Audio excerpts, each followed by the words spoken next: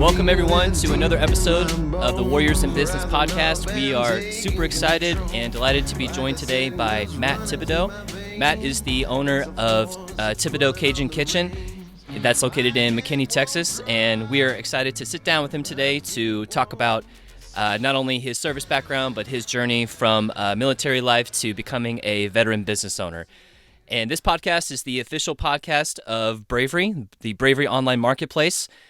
We are on a mission to elevate and promote military, veteran, and first responder businesses through the Bravery online marketplace and connecting them with buyers who wish to support and appreciate those businesses with their everyday purchases. So I'm Jordan, one of the hosts for this show, and I am joined by Todd, my co-host. Todd, how's it going over there? I'm doing fantastic. I look forward to talking, on today's podcast with Matt and Cajun food. I love me some good Cajun food, and specifically, I believe it's actually he actually runs his own food truck, which is really, really cool. Those have become so popular over the last recent years. So looking forward to it, yeah, Matt. Absolutely. Yeah. So Matt, without further ado, how are you doing today, sir? I'm fantastic, man. How are y'all? Man, we're doing swell. I mean, you mentioned Cajun, and already I'm ready for this. I'm fired up. So awesome. Definitely. Yeah. So, and of course, Matt, we want to thank you for your service to our country, for serving our communities to keep us safe and free. It is, it's something that we are forever grateful for and cannot express enough of our thanks for you doing that for us. Well, I really appreciate that. Thank you. Absolutely. Yes, sir. So, well, let's dive right on into it. Let's crack open the beer and let's get talking. So, why don't you start by telling us a little bit of your about yourself, your service background, and how that eventually led you to becoming a veteran business owner? Sure, yeah. So I joined the Army in December of 2008. I had just graduated high school, tried to do a semester in college as a music major, and quickly found out that was not for me. I loved it, but I didn't have like any kind of discipline whatsoever. So, I finished up most of that semester and my dad was like, well, you're either going to get a job or go in the Army. And I was like, okay. What kind of music? Are we talking rap? Are we talking music, piano, singing? Classical. I was a bassist. Cool. Very cool. Very good. Yeah. Yeah. Slapping some bass. Yeah, it was a lot of fun, but it just was one of those things where I was like, man, I need to do something with a little bit more structure. So yeah, I ended up going into the Army, and unlike a lot of people, I actually had a really awesome recruiter who like never steered me wrong. And I didn't know what I wanted to do in the Army, but I was looking through all the jobs that were available, and I saw this thing called 35 Mike, and it said interrogator, and I was like, that sounds awesome. I can be like James Bond. Oh, nice. Yeah, so I went and I took the ASVAB, and I actually fell asleep through part of it. No way. Oh, yeah.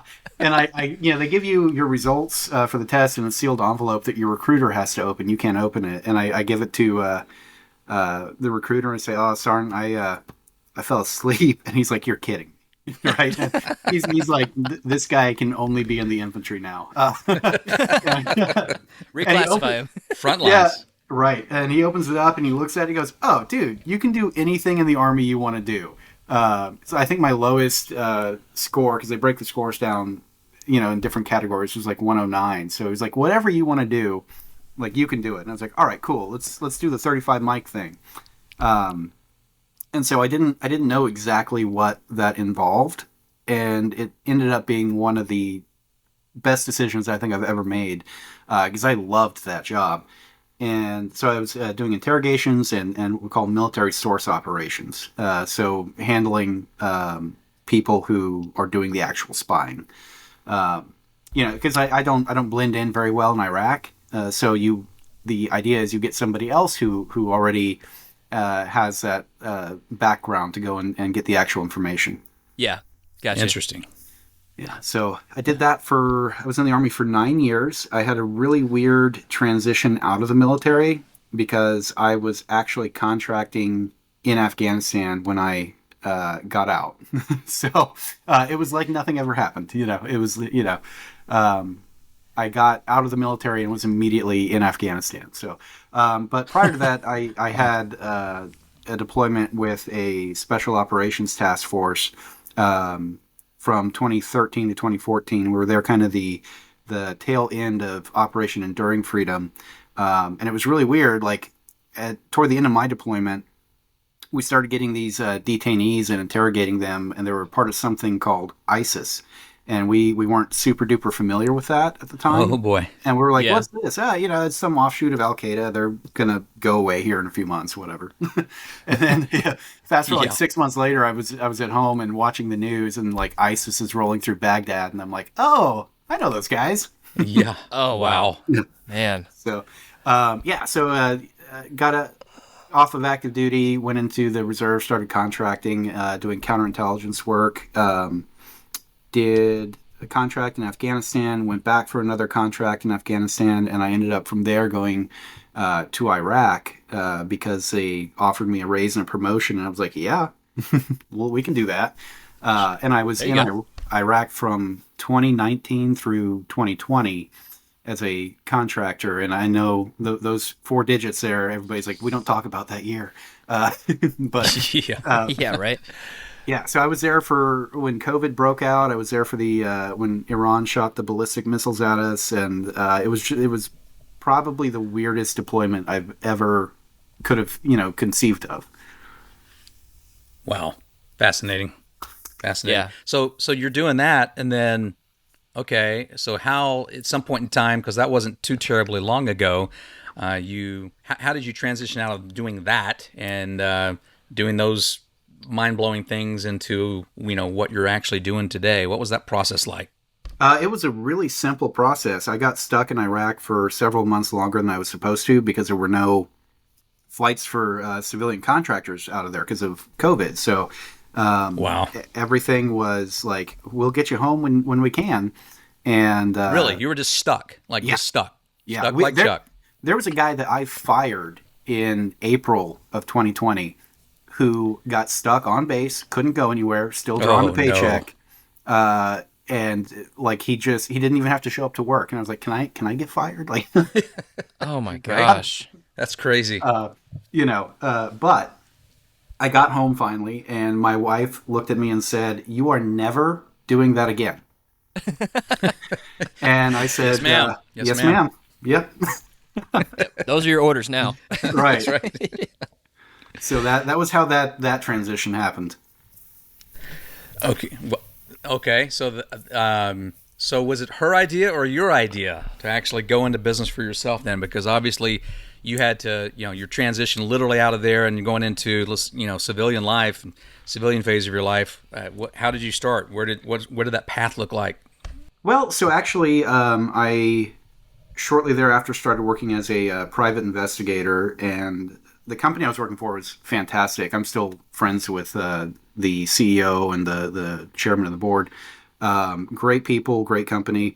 And I started going to school for criminal justice because I had the GI Bill left to use. So I was like, might as well. And I was like, while I can take some electives, so let me try experimenting with, different things and see what I like. And I took the culinary class, and something about it just kind of clicked for me, and I really enjoyed it.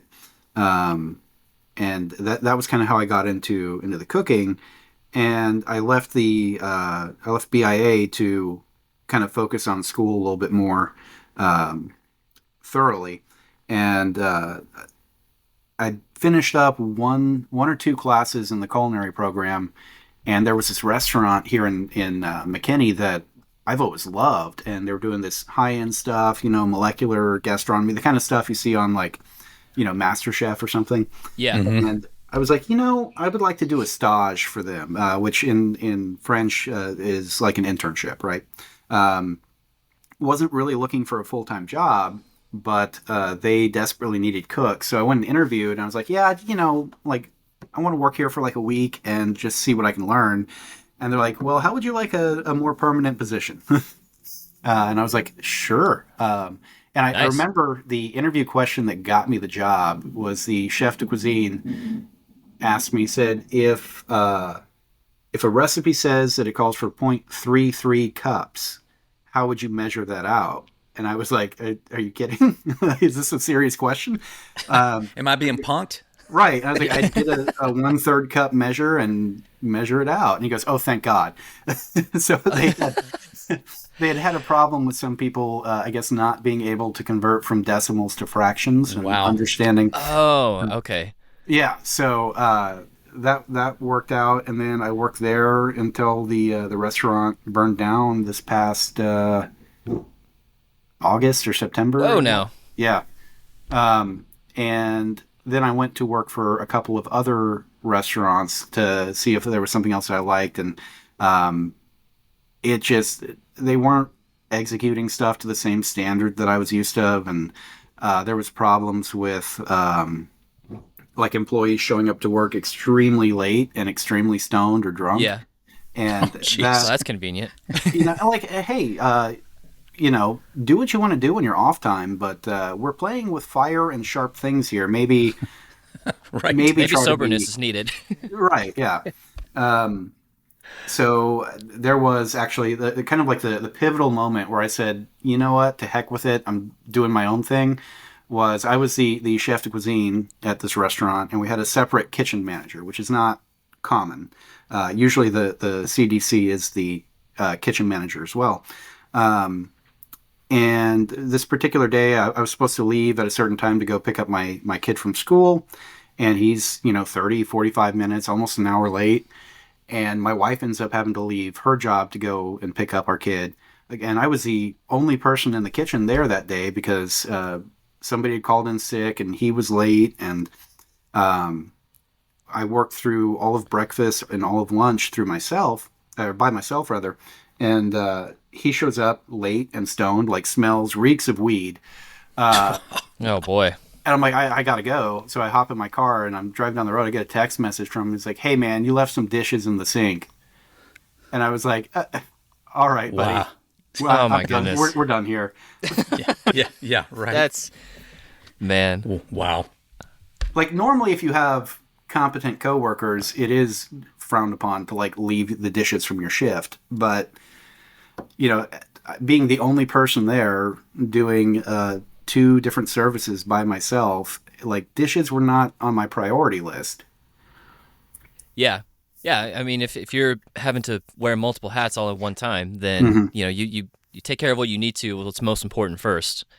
And it was in that Friday, instance. so we had a dishwasher coming in like an hour anyway. Yeah. So I was like, Man. okay, this is the hill we're gonna die on. All right. Yeah, I guess so. Yeah. Well, Matt, you mentioned something I wanted to rewind just a little bit and ask you about. So you had mentioned that during the schooling that you attended, that you took some culinary classes, and that's what kind of sparked the inspiration for you to go down this culinary road. We have a lot of people that listen to the show that are aspiring entrepreneurs. They're considering, becoming a business owner, maybe trying to identify what path they want to take, what appeals to them.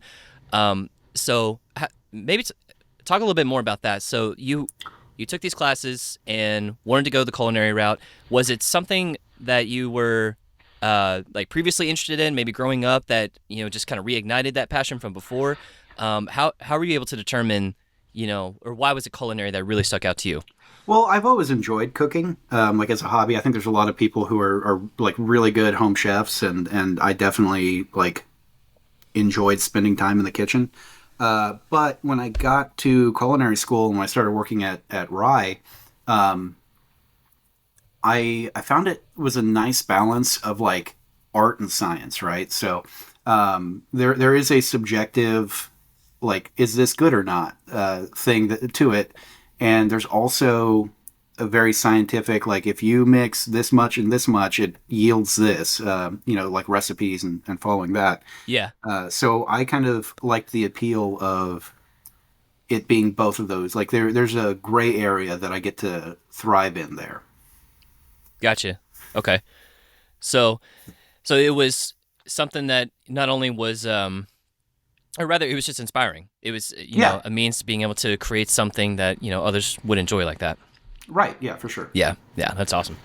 So, all right. So then let's go back to the, hey man, you left some dishes in the bin here, and you're like, all right, I'm done with this. I don't want to put up with this anymore. All right. So then, what happened next after that? So I started initially looking for other work, but I was like, you know what? I don't really like, my wife does pretty well, and I'm a disabled veteran, so I wasn't hurting financially, like having to find something else to do. But at the same time, we like, while we're stable, we don't like have tons of money laying around. So Yeah. um, that I was like, all right, how realistically, if I were to do this, like, what would it look like? And uh, the first thing I did before even like knowing that it was going to be a food truck was there's a commissary kitchen about 8 minutes down the road from my house. So I went there to go meet with the guy, Hmm. and just to kind of see like, how much is this going to cost, and is this even a feasible thing? And he charges really, really low rates for rent. And then he's like, I happen to know a guy that has a food truck that he doesn't really use that often. Maybe I can put you guys in touch and you can work something out. So I kind of lucked into finding a really inexpensive but really well equipped kitchen, and then being able to use somebody else's truck. We worked out like a profit sharing sort of arrangement with that, but Yeah. it just kind of fell into my lap, and I was like, I guess this is what we're doing. And by the way, I've got to interject. So I would actually argue or make a comment that you didn't luck into it. You actually did something about it and made it happen, and went down to the commissary. Proactively had a conversation. You started digging into, what would this take? That's what the entrepreneurship, mentality is like. It kind of in the DNA is, ready, fire, aim, and go make things happen. And I've said this on other podcasts. I have this term called paths of opportunity revealed, and that really just means that when you go push forward, when you go talk, when you go do, when you go email, when you go call, when you make things happen and you push forward, opportunities reveal themselves, but only after you do those things. So after you talk to this gentleman, and then he knew somebody, right? That's how things happen. There's a lot of people that are aspiring entrepreneurs, and in fact, a large chunk of aspiring entrepreneurs in America that never actually move forward. They just think about the idea, they talk about the idea, but they don't move forward and try to make things happen, and therefore they never launch. And it's a big problem for entrepreneurship, and that's hopefully what, conversations with with entrepreneurs like you, Matt, or hopefully inspiring people that are listening to this. So didn't mean to opine there too long, but I wanted to just kind of make that point. And so all of a sudden you get this truck though, and then so fortunate that you didn't kind of start from scratch, like a lot of people may have to do. But then it's about, okay, with food trucks, this is a mobile restaurant essentially. So you have to Yep. think about location, which is huge for any restaurant, but also especially I would argue huge for food trucks, because you got to have traffic right at the end of the day. So how did you go through choosing where to put it and how to market it?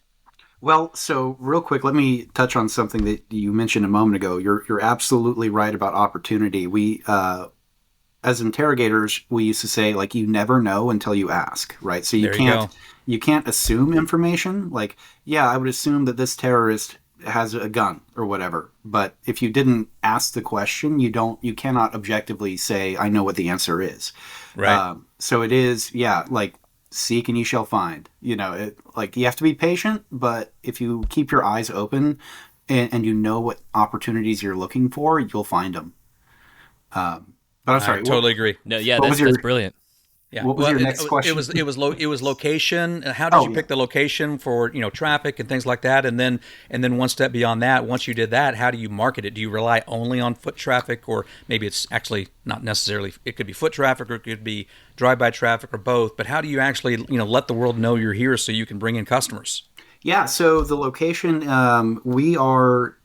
the majority of our business we do at the McKinney Farmers Market, which is on Saturday mornings from 8 to noon. And we do a brunch menu there, but I've always shopped at that farmers market because it's something fun to go do on a Saturday morning.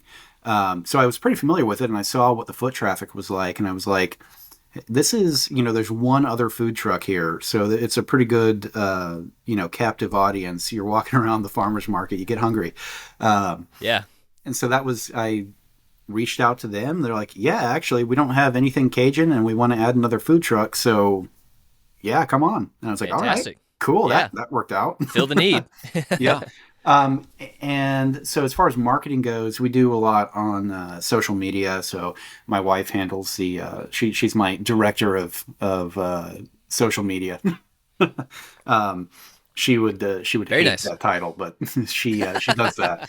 Um, so yeah, and it's a lot of just engaging with people, and other stuff we do is we do catering and other events that we use a couple of different websites like Roaming Hunger and things like that to find events to do. Gotcha. Yeah, and so you mentioned social media. Which platforms are you guys utilizing right now? Mainly Facebook and Instagram. I think we have a Twitter, but I don't use it. Gotcha. Okay, so Facebook and Instagram. Yeah. Well, especially for I know for Instagram, for instance, which is very visual heavy. People Yeah. interact with visual. I'm sure it's no problem to take a ton of pictures of what you're cooking up and just being like, "Hey guys, look at this." Just to create hunger from that. For that type of Yeah. thing. Oh Yeah. yeah. Yeah. You have any videos where, like, you slice your finger and the blood is shooting in the food and all of that kind of stuff? Or, I mean, No, like, no, I try to not do that, but when it does happen, I try to, pretend like it didn't. there you go. Okay, that's a good man. Good man. I know what I'm doing here. Things are fine. Yeah. Everything's under control. And this is kind of a sidebar, but it just thinking about marketing ideas. So during the kind of the peak of COVID, I personally reside in like a master plan community. There's, I don't know, 400 homes ish where I live, and they started having food trucks come out. A food truck come out once a week, and so they, I forget this neighborhood app. I'm sure they have them everywhere. But people would basically pre-order. So they would get with these different food truck operators, have them come out like every Thursday or something like that, and then push it out to the neighborhood, and everyone would pre-order, and then the food truck would come in the afternoon, and just tons of people would come through. And they're still doing that today, post-COVID. So it was kind of a unique thing. I don't know if you've seen that or thought of that idea, but I just know that was something that I've experienced, that I see the food truck here, I think, every Thursday, and all of the people in the neighborhood coming by and picking up dinner. Yeah, so we actually have discussed that quite a bit, and the only thing holding me back from it right now is just trying to get the point of sale software that we have to like not spit out tickets at random, like the timing of it, and then making sure that we're communicating that people understand that they're not getting their food right now. It's for a future date.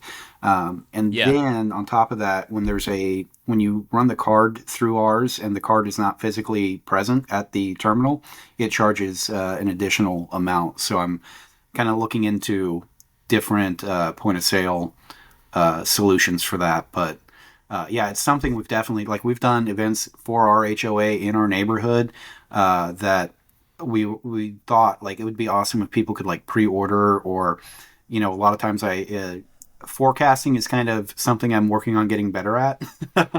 So sometimes Yeah. I have a significant amount of leftovers, so I'm like, all right, we've made Facebook group posts before, like, hey, for a discounted rate I can deliver these to your house, just to get rid of it, because I don't like to waste food. So Right. any which way I can move it is good. That's pretty creative. I like that idea. Yeah. Yeah, it is creative. Yeah. And actually, I have a unique question, just because you're particularly in in the food industry. We've been seeing the last few years, just an increase in prices, inflation. The numbers going up all across the board in a number of ways. And we know that there's been a lot of restaurants that have been affected by that, have had to adjust their menu prices and things like that over time. What's been your experience in the last year or two with seeing that, but still being able to not only source good quality ingredients, but also to provide an attractive price that's will still bring your customers in? Yeah, so frankly, I try to keep my food costs down to about 20% per item. I've got a couple that run higher than that. Like I do eggs and bacon because like it's breakfast time, and people, if they can't get food for their kids there, they're not going to eat there. Yeah. So if the kids don't want to branch out and try something Cajun, I'm like, all right, I'll make bacon and eggs. And Smart. so those, I don't charge a lot for them, because I think, like, realistically, how much are you going to pay for bacon and eggs, right? Right. Yeah. So it's not a loss. It just, my food cost is probably closer to 40% on that. But it is both a blessing and a curse to be as small as I am. So I am set up with various distributors like Cisco.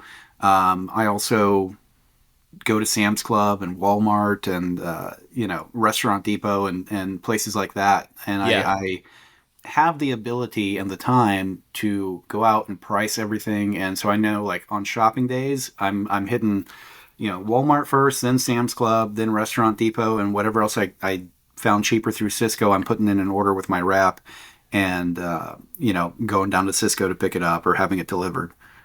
Gotcha. Yeah. And this is just curious George question. Have you had perhaps any luck or opportunity with the farmers market that you mentioned? Maybe connecting with some of those like local suppliers. Yeah. Yeah. So actually, there's a couple of farmers there that we get stuff from. Llewellyn Farms is one of them, and he's a very kind guy. He always gives me a big old bag of like microgreens, whatever he's excited about that morning, and I'll give him a cup of gumbo or something, and we call it Nice. good. And there's another farmer, I think it's CF Provisions, maybe. I have to go. The guy's name is Jim, but he's always giving me these like really unique peppers, and like I think a couple weeks ago he gave me some garlic scapes that I was able to braise in with some pork. So I did like a pulled pork po' boy with his garlic scapes, and we always on the menu whenever we use something from one of the vendors there, we put that on the menu and like we source this here because I mean part of it is I'm not cheap, right? Like you're gonna pay $12 for a bowl of my gumbo, Yeah. which is like it's not outrageous, but at the same time it's not the McDonald's level pricing. Right. So But I people like will to pay for quality, though. exactly, yeah. So That is true. my food, like I try to make sure that everything is made from scratch, and that I'm showing like value for money with like they're supporting not just my local business, but I'm getting stuff from the other local businesses as well, and it's kind of this positive feedback loop. Yeah. Yeah. What would you say right now, Matt, is your biggest challenge or challenges in running your business? So it's I'm the best and the worst boss that I've ever had. During I am the biggest challenge because during the week, like if there's a day I don't want to work, like I don't, you know, Yeah. and I usually pay for that later. But and that's part of the benefit too of picking and choosing what events I want to do and stuff like that. Like because I have PTSD and a couple other like health issues that. Like it's better for me to not have to work when I don't Right. want to and not Right. feel like I'm letting anybody but myself down. Got it. Well, I like that honesty, and the reality is that that's one of the many different benefits that entrepreneurship actually affords. People, anybody, including yourself, going through what you're going through or have gone through, and being able to do that when you don't have to, and that's kind of the beauty of that, right? So that's what I always encourage. There's pros and cons to everything we do in life and all of our choices in life.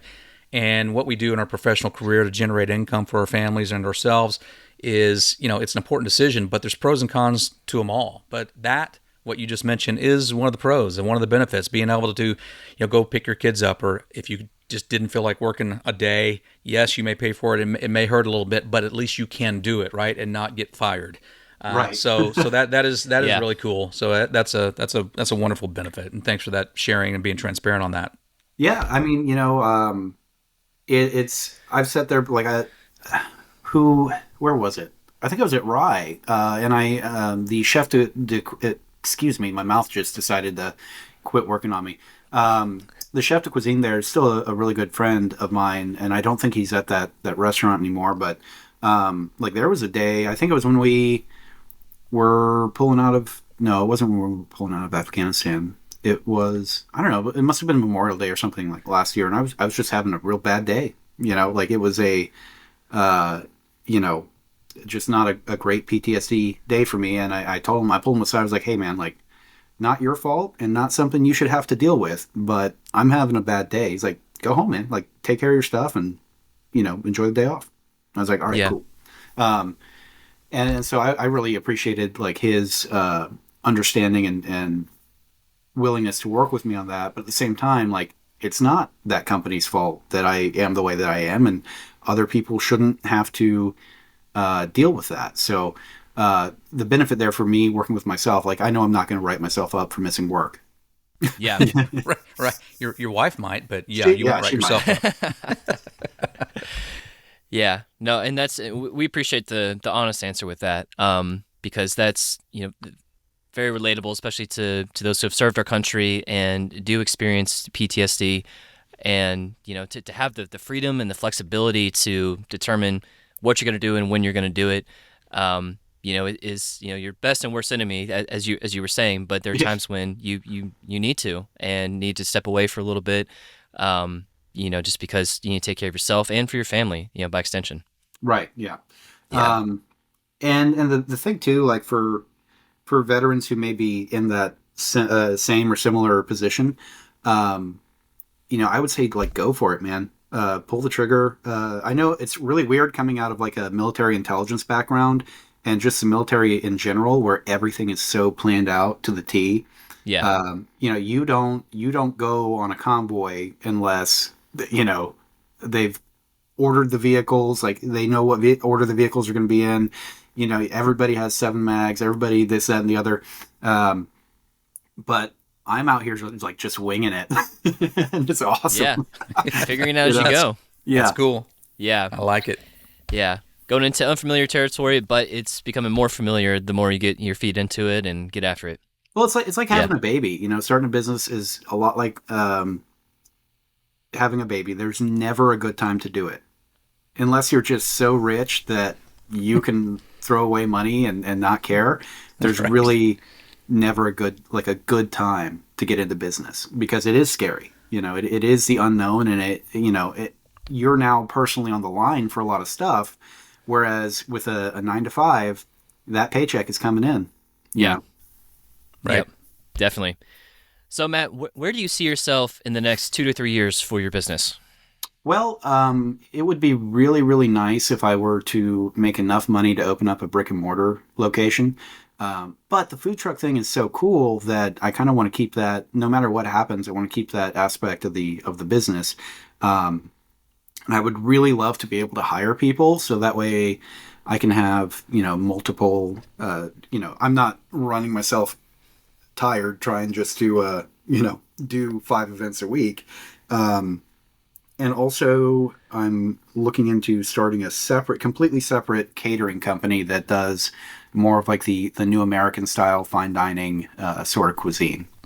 Nice. Very nice. Very nice. Well, I will just say that I respect what you do. I owned a restaurant 20 years ago-ish as an extra quote-unquote side business. I was running a different company. I owned another company and opened up a pizza franchise. Worst decision of my life, only because I was doing it as an investment opportunity, hoping that I would have an operator that would come in and I would do the financing mostly, and then they would be the operator, and we would share profits.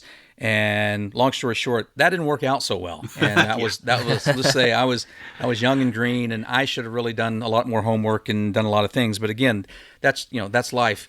But my point of that is I know what it takes to run a local, especially a local restaurant, and the ones that stay in business, I just tip my hat to them every time, and I always try to eat at local restaurants whenever, my wife and I and my family, whenever we can, just because I respect them and I want to support them. So anyone listening to this, I hope you all do the same, and support the Matts of the world, and those are difficult jobs and to do and to keep open and to maintain, and I really hope that everyone, whenever they can, will support their local restaurateurs. So it's really important. One last question for me is, for the individuals out there listening, that are maybe on the fence, or maybe they were the ones that left the dishes in the sink and got, got chewed on a little bit and said, I am done. I want to do something different. I want to take, things into my own hands. I want to be my own boss. I want to have those flexible hours. I want to just, not have that cap on income. Just do it, do whatever you want with it. And if they're the people that are in that spot in life, it's a very tough spot. It's a scary spot. What advice would you give to them if they're listening right now, thinking through exactly these things? So yeah, two things. Number one is look at it and ask yourself, realistically, what's the absolute worst thing that could happen here? If my business fails, do I lose the house or do I just lose a few $1,000s? And if it's something that you're comfortable risking, dive in, man. Go for it. Like, try it and see what happens. If you have, two incomes in your household, like my wife works and I work, we're not as dependent upon my success. Her only rule was it can't lose money. And thankfully, like it's been like immediately profitable for me. That's awesome. That is awesome. It's not at all common in the restaurant industry to No, find. it's not. Yeah. So, and then the other thing is once you've decided and you've looked at that risk and you're saying like, this is something I can take on, start with the end in mind, right? Define what success looks like for you first and set the bar really, really, really low. So that way you get, a taste of success up front. Like for us, the bar for success was it doesn't lose money, and we met that, and now success keeps looking better and better for us every week. So if you're defining what success looks like for you, it enables you to kind of define where you're going to start with that business, if that makes sense. Yeah, that makes perfect sense. And I know Jordan's about to wrap up here in a minute, but I've got to ask one last thing real quick. I love crawfish etouffee. I love Cajun food.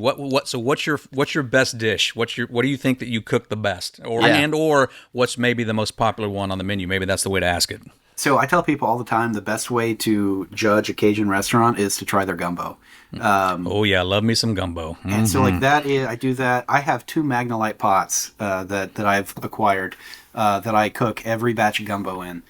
Which if you're not familiar, Magnolite, like to find out who the favorite kid is, look at the will and see who gets the Magnolite. It's that big of a deal in South Louisiana. Wow. Yeah. So, I do that, and people are always pretty, like, when they get there and they see how dark my roux is, and they taste it, and they're like, okay, you actually know what you're doing. My family's from New Iberia, Louisiana. There you go. We are about as south in Cajun country as you can get. Nice.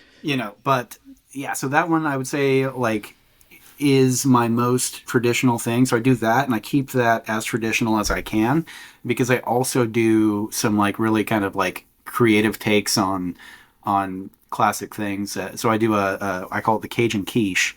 Instead of a pie crust, I've got cornbread that I use for the crust on the quiche. Oh, and it's got, man. Ooh. That sounds good. Interesting. I've never met anybody who didn't like it. And caramelized onions, red bell peppers, and some andouille sausage in there. And then just, it's a pain in the butt to make, but it is delicious. And I want people to experience my super traditional stuff, and then that should give them confidence to kind of try, branch out a little bit. Like, dude, I do some crazy stuff. I do canapes from time to time out of the food truck that are like, I make miniature biscuits, and then I put like goat cheese and creme fraiche, and then some smoked salmon and choux pique roe, Cajun caviar. So choux pique is, what is it in English? Bowfin fish, that roe. So I'm doing caviar out of a food truck, and I'm poaching eggs on a food truck. Man, dude, look at you. Fun, man. That's cool. Yeah, I'm having fun with it, and I want people to be confident in, like, when they walk up and like, I know what gumbo is and what it should be. So if that's good, I can be confident in the rest of the stuff. Well, and if you like Cajun food, honestly, it's not easy to find really good quality Cajun food. No. I'm here in Central Texas, and out of the 7-8 places I've tried, there's one that I would say is really good. Not to put down the other ones, but it's just not good. So back to your $12 for gumbo. I'm telling you, in a heartbeat, and I think a lot of people like me, which is if it's good Cajun food, people will pay for good quality Cajun food. They really will. Yeah, without a doubt. Now I'm hungry. Well, and like this is something that I do mostly because I like to go to Louisiana every month. But I'll go down there and I buy Como's andouille, right? I make my own boudin, but I drive 6 hours to go to Lafayette or Scott or Carencro and pick up my andouille because I want the authenticity of that ingredient to be there. And like you can go, like if I was just cooking at home, I'd go to whatever Brookshire's or Walmart or you guys probably have HEB down there, and get that for home. That's fine. But like andouille is supposed to be these really coarsely cut, not even ground hunks of sausage. That's almost like stuffing ham into a sausage casing. Yeah. So I make that. I could probably order it online and save a lot of time and money, but I like the trip, so I like to go down there and see family and friends. And yeah. Hey, when you're your own business owner, you can determine your own hours, right? And right. Be able to go do things like that. No, that's awesome. Well, Todd, it sounds like we need to take a road trip, and we need to go visit Matt's food truck here. So yeah, well, we are 3 hours north. In October, the second weekend of October, we're doing the World Championship Gumbo Cook-Off in New Iberia. Cool. We Nice. go every year as a family. Last year was our first year competing, and I was not yet a business owner, so I was just I'd never done a competition before either. So I was like, let me go and get my feet wet here and kind of see what this is like. So needless to say, we didn't win, but this year the plan is to win. That's okay. You broke the ice. All right. Yeah. You're getting some more experience, and who knows what happens this year. yeah. Right. Oh, that's awesome. Well, Matt, as we come to a close here for this episode of Warriors in Business podcast, why don't you plug your business and tell the people how they can get in touch with you and where they can find you and all that good stuff. Sure, yeah. So it's Thibodeaux's Cajun Kitchen in McKinney, Texas, and we're on Facebook and Instagram. And in my Instagram bio, I've got one of those little link in bio things, and you can find our website through there. Let me double check what my Instagram name actually is, but Perfect. And of course, for everybody listening, we will include Matt's information and for Thibodeaux's Cajun Kitchen in the podcast description below on whatever platform that you're listening on, whether that's on Apple, Spotify, Google Podcast, and YouTube as well. yeah, awesome, man. Yep. Thanks so much for taking the time to talk to me today and having me on. I really appreciate it. Oh, of course. No, we were delighted and privileged to have you join us today, and it was really awesome talking to you, and just thanks for everything that you shared, for your fellow military veteran and first responder peers. I know there's a lot of great content that we covered today, and it's going to be really valuable for them. Yeah. Thanks, Matt. Had a great time. Thanks for your time. Thank you. Absolutely. All right. And for everybody still listening, this is the Warriors in Business podcast. We were joined today by Matt Thibodeaux. And Matt, thank you once again for your service to our country. As I mentioned before, we are on Apple, Spotify, and Google Podcasts, as well as YouTube. So please subscribe and share with your friends and family, and to get the word out for this awesome mission that we are on to elevate and promote military, veteran, and first responder-owned businesses. So until next time, y'all be good, and God bless. Rising up and taking control, like a sickness running through my veins. It's a force that's pulling on the reins. My head